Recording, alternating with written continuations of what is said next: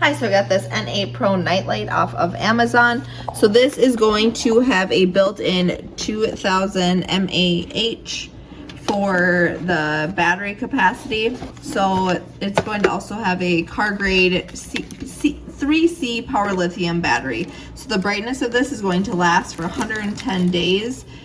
With it being activated 10 times a day. So with this, I'm just gonna unbox just to show everything that comes with it.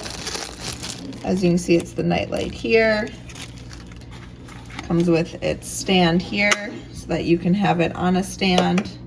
See the motion sensor. It is rechargeable, so you have the charger. And you also have a remote that comes with it. So kind of putting everything together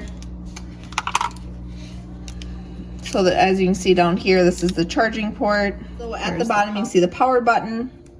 So there's that power, and then you have 20 seconds, 60 second, or 120 second for shut off, and then the motion will have it go back. And then you have this button here, and this is going to be for the 3 different colors, as you can see.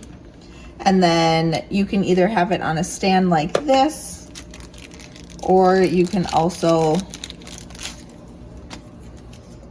install one of these pads on the back of it here, like so.